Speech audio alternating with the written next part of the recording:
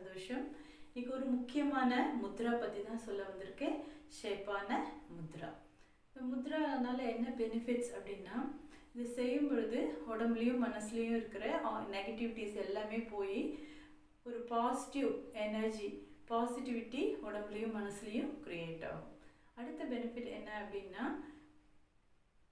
இது உடம்புல இருக்கிற டாக்ஸின்ஸ், வேண்டாத கேஸ் எல்லாமே ரிலீஸ் ஆகி வெளியில் போயிடும். அடுத்த பெனிஃபிட் என்னென்னா, டென்ஷன், ஸ்ட்ரெஸ், ஆன்சைட்டி எல்லாமே ரிலீவ் ஆகும்.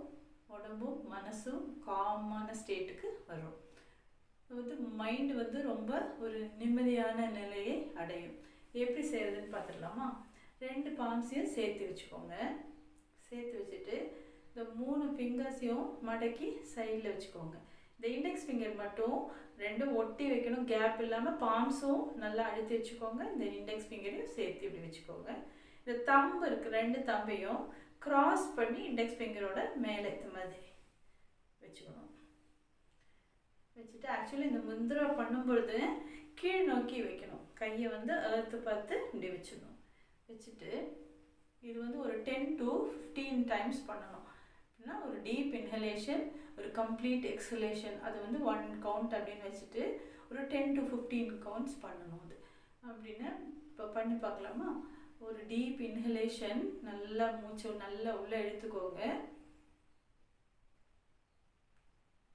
மூச்சு விடும் பொழுது உடம்புல இருக்கிற டாக்ஸின்ஸ், வேண்டாத கேஸ், எல்லா நெகட்டிவிட்டிஸ் எல்லாமே வெளியில் போகிறதா நினச்சி ப்ரீத் அவுட் பண்ணணும்.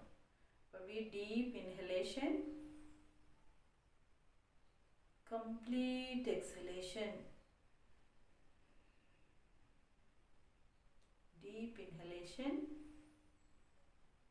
complete exhalation.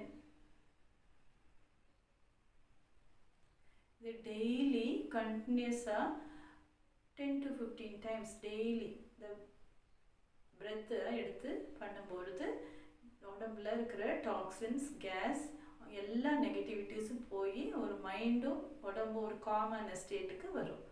இது எல்லாரும் செஞ்சு பயனடையுமாறு கேட்டுக்கொள்கிறேன். Thank you.